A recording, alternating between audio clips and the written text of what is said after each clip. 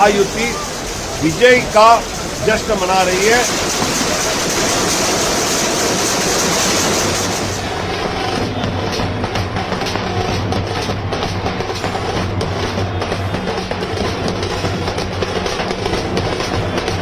ये विक्ट्री जो है ये लैंडस्लाइड विक्ट्री है।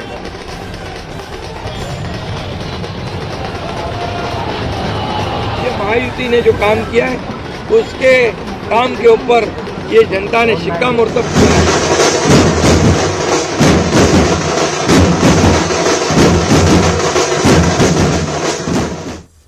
नमस्कार, मैं हूं आनंद नरसिम्हन। नमस्कार, मैं हूं आपके साथ अमन चोपड़ा। महाराष्ट्र में महायुति की महाविजय हुई है और महायुति ने महाराष्ट्र में सारे रिकॉर्ड तोड़ दिया। मतलब जो अभी जिस शब्द का इस्तेमाल एकनाथ शिंदे ने किया, लैंडस्लाइड कह लीजिए, सुनामी कह लीजिए। इस वक्त महायुति 220 सीटों से आगे है। 220 सीटें। वही महाविकास आघाड़ी सिर्फ 60 सीटों पर सिमटती नजर आ रही है। मतलब 3 गुना, 4 गुना, बल्कि 60 का 3.5 गुना सीटें महायुति के पास। बड़ी बात यह है कि महायुति में बीजेपी की जीत का स्ट्राइक रेट 75% से ज्यादा, इनफैक्ट 85% उनका स्ट्राइक रेट है। जिस तरह से स्कोर कार्ड देखें तो 131 अभी उनके रुझान है, उनकी लीड्स हैं। कुल मिला के ये 152 सीटों पे ही बीजेपी इस बार लड़ रही है। ये इससे पहले कभी बीजेपी ने इतनी सीटें नहीं जीती। 2014 में अमन उन्होंने सभी सीटों पर मुकाबला किया था और 122 सीटें जीती थी तब।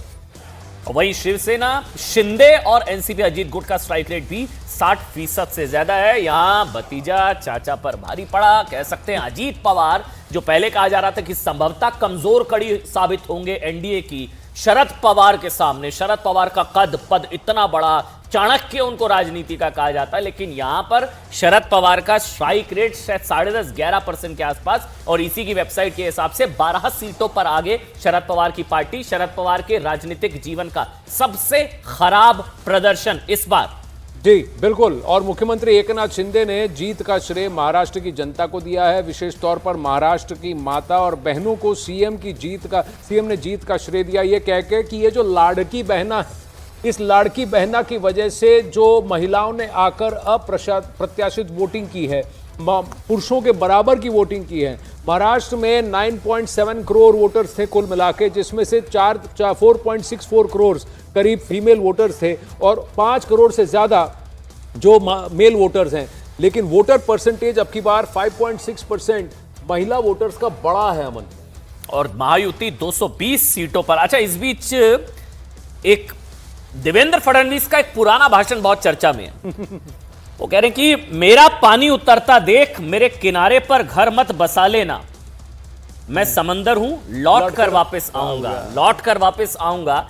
और लौटकर ऐसे वापस आएंगे, इसकी कल्पना शायद बीजेपी ने भी नहीं की होगी। 220 लैंडस्लाइड। देखिए, हमारे दर्शकों को यह समझना चाहिए कि ये वो व्यक्ति हैं जिसने 5 साल बतौर मुख्यमंत्री टर्म कंप्लीट किया और उसके बाद 2019 में जो मैंडेट आया था वो बीजेपी प्लस शिवसेना को ज्वाइंट आया था, यानी उन्हीं की अगुवाई में फिर से सरकार बने, यही मैंडेट उनको मिला था, तो फिर से वो बनते।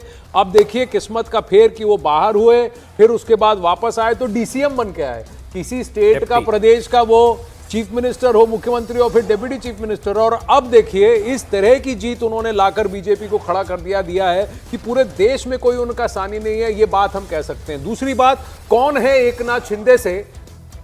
आई एम एकनाथ शिंदे।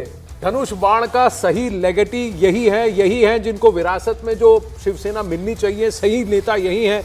वहां तक उन्होंने एकनाथ शिंदे ने किया। बहुत सारी ऐसी जमीन से जुड़ी स्टोरीज हैं जो महाराष्ट्र के पटल पर हम इस बार बात कर सकते हैं। और कुछ ये वीवीआईपी चेहरे हैं। हाँ, वीवीआईपी चेहरे हैं। शाइना एनसी पीछे चल रही है ऑलरेडी, ऑल्दो उन्होंने अब जब न्यूज़ 18 से बात की तो उन्होंने कहा कि वो कॉन्फिडेंट है कि वो जीत जाएंगे। मिलिंद देवरा पीछे चल रहे हैं, लेकिन कई सारे ऐसे कैंडिडेट्स हैं, उम्मीदवार हैं जो आगे चल रहे हैं। कुछ हार रहे हैं, कुछ जीत रहे हैं। चंद्रशेखर बावनकुले जो स्टेट प्रदेश बीजेपी के वाइस प्रेसिडेंट हैं वो आगे चल रहे हैं।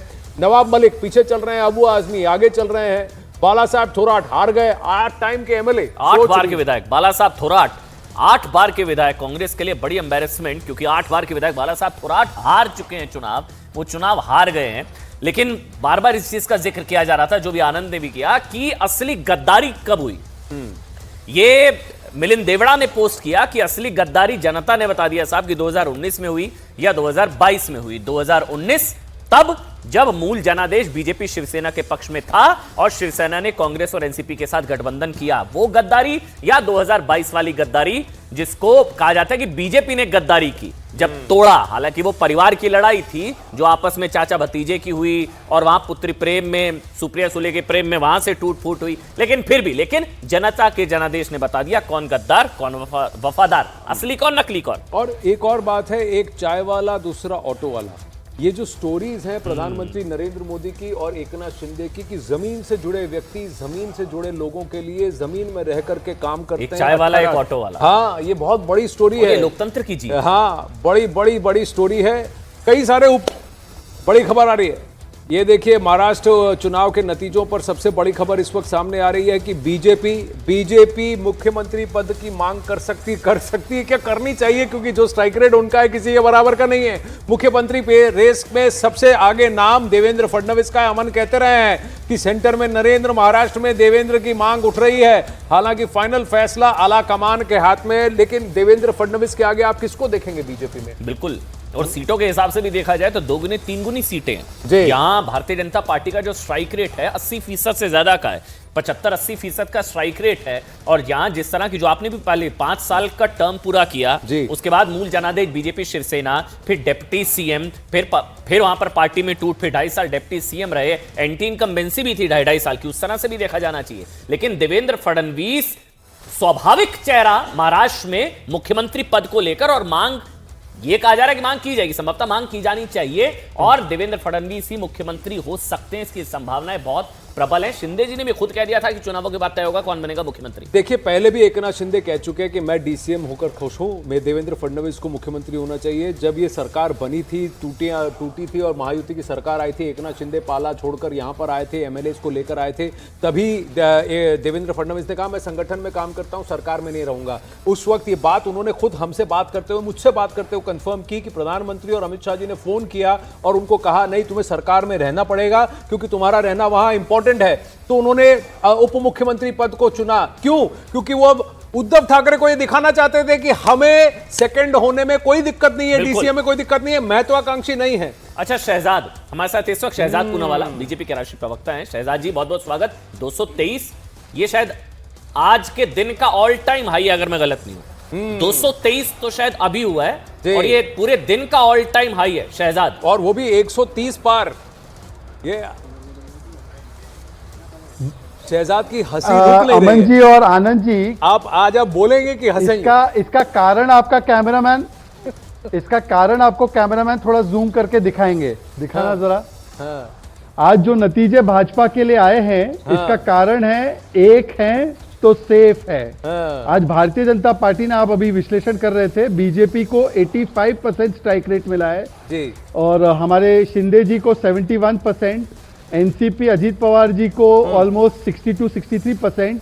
ये जो प्रचंड जीत हुई है, आप देख लीजिए कितना बांटने आए, Dalit, non Dalit, OBC, non OBC, Maratha, OBC, हर इलाके में हम लोगों ने एक प्रचंड बहुमत से जीत हासिल की है। और यहां ऐसी जीत मिली है कि शरद पवार जी, उद्धव जी और कांग्रेस को इतनी सीट भी नहीं मिली कि वो एलओपी बना सके अकेले अपने दम पे।